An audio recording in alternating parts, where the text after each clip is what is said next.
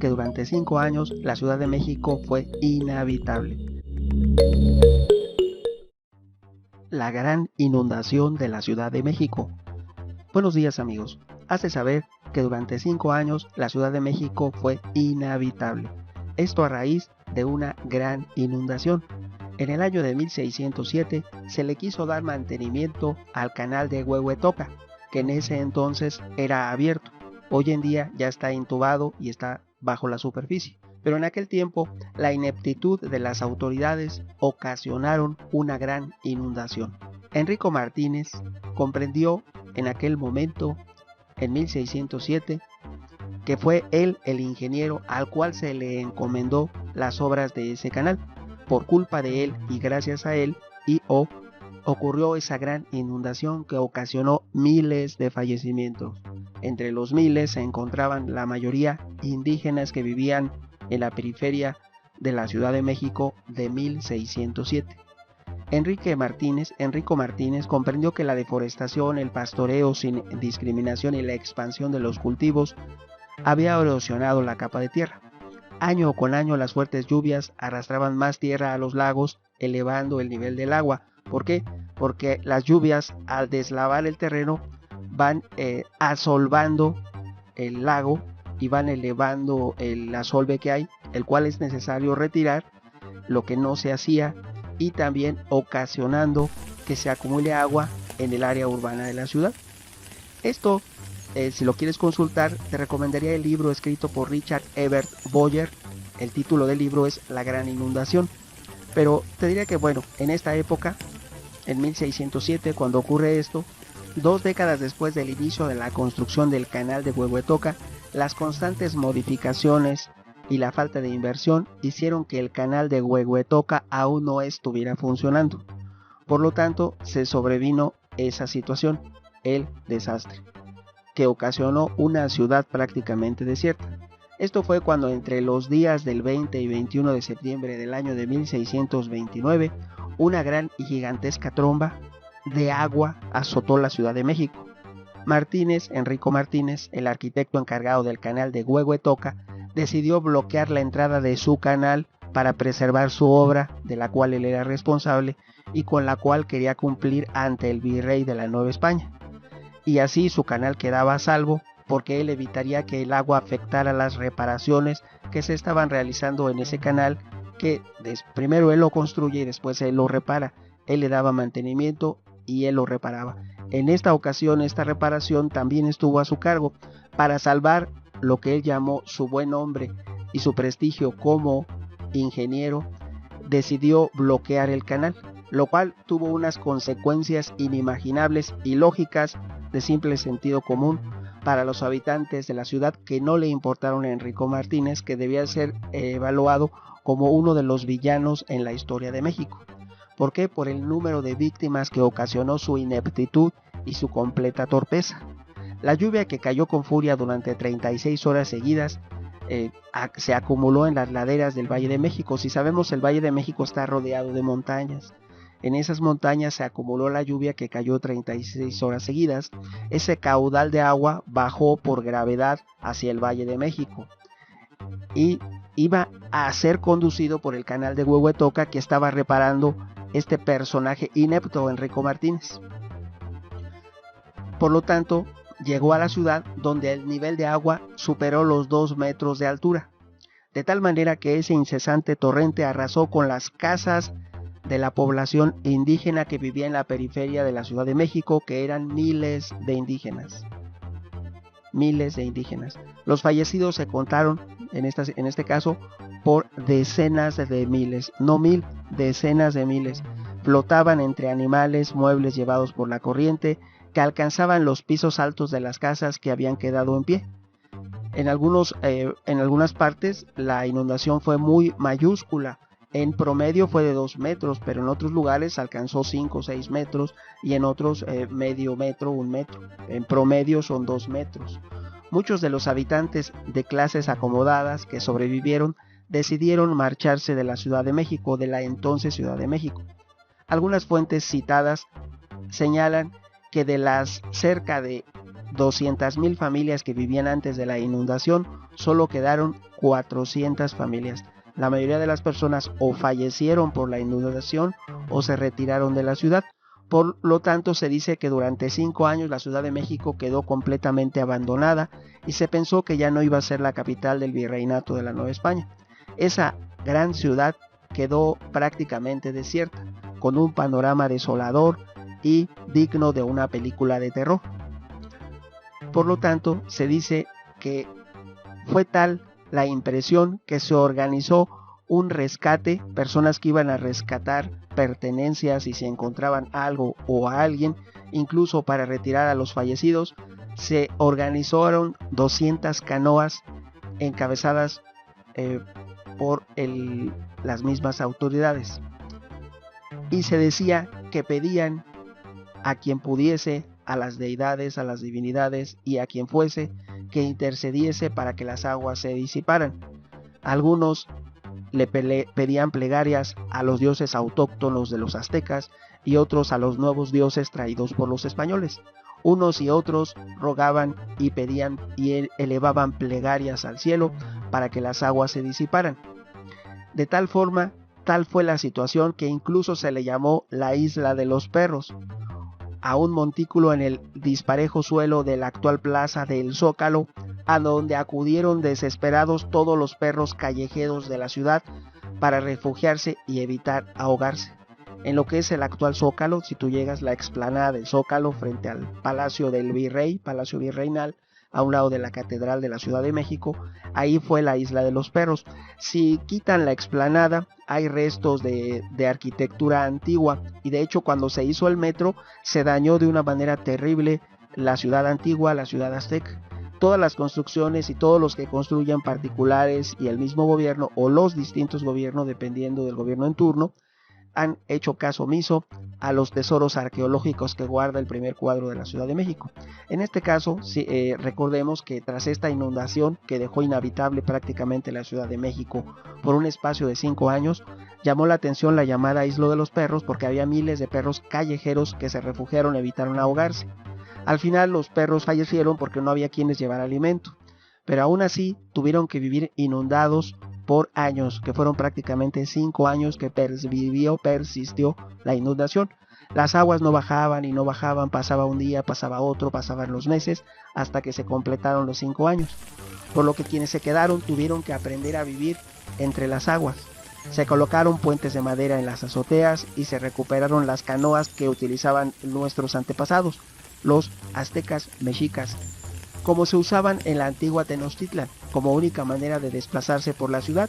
Era una Venecia, durante 5 años fue la Venecia nuevamente, porque a la llegada de los españoles, Tenochtitlan era la auténtica ciudad de canoas con canales fluviales. No Venecia, Venecia es otra cosa, acá era la Tenochtitlan de América, ya era la Tenochtitlan de Europa, la Tenochtitlan de Italia, por sus canales y que podías entrar en barco, en pequeñas embarcaciones, en canoas, a todas las casas. Eso era en la llamada Venecia de Italia, que es la Tenochtitlan italiana, y acá la Tenochtitlan auténtica, esta que fue destruida por los aztecas por obra de la naturaleza. Durante 5 años se recuperó en ese siglo XVII. Utilizaron las canoas durante 5 años como única manera de desplazarse por la ciudad.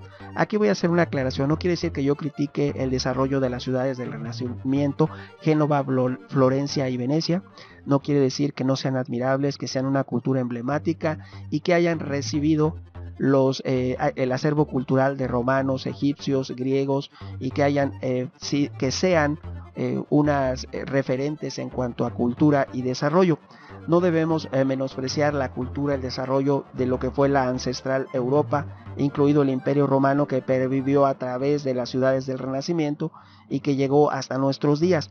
Incluso el derecho que se utiliza en México, la Constitución mexicana, el origen de la primera República Mexicana, su Constitución se basó en un código de origen un sistema de códigos de estilo romano y napoleónico.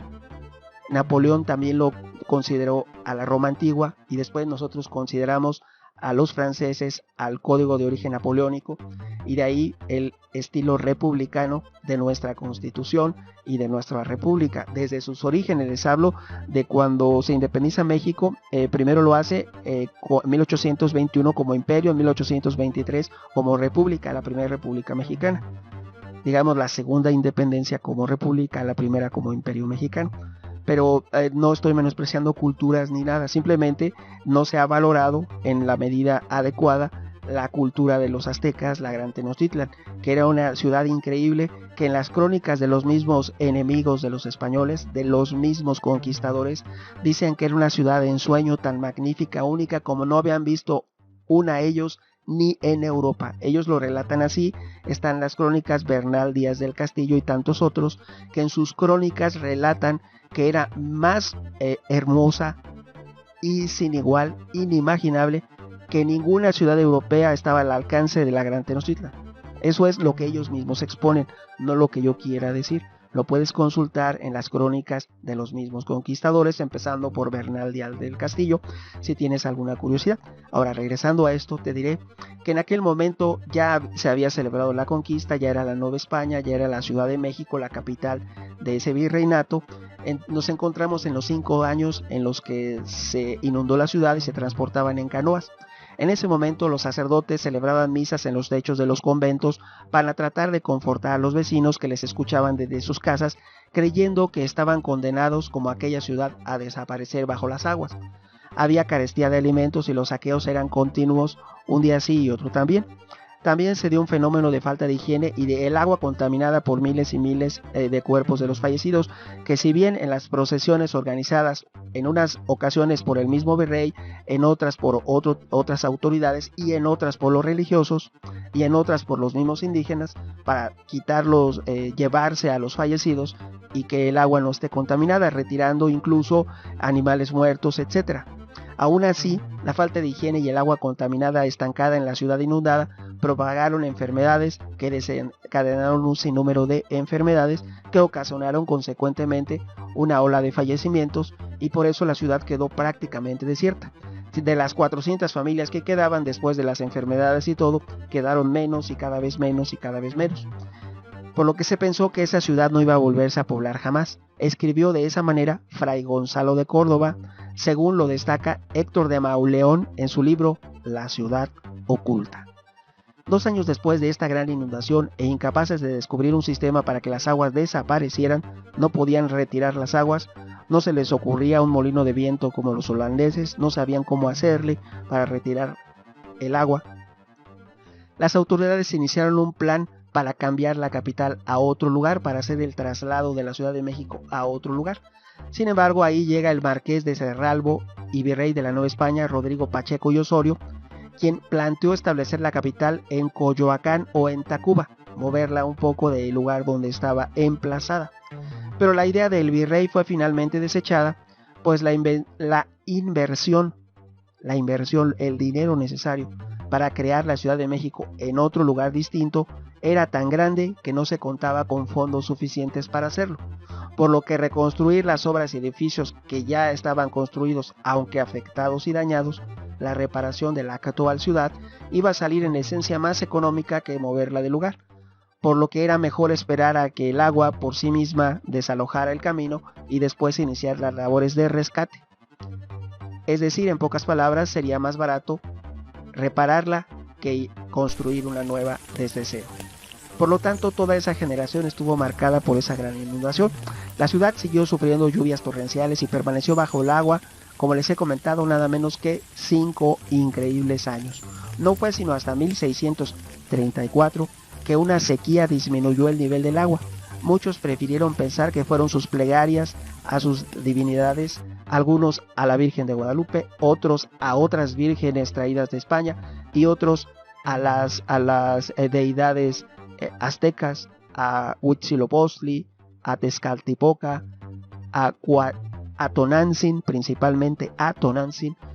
Creyeron que sus plegarias fueron las que salvaron la capital. Se estima que unas 30,000 personas de ascendencia española y criolla fallecieron, y muchos miles que no se contaban porque no se consideraban y se les daba el estatus de indígenas. Algunos cálculos sugieren que pudieron haber fallecido más de 100,000 indígenas, primeramente por la inundación y después por las enfermedades.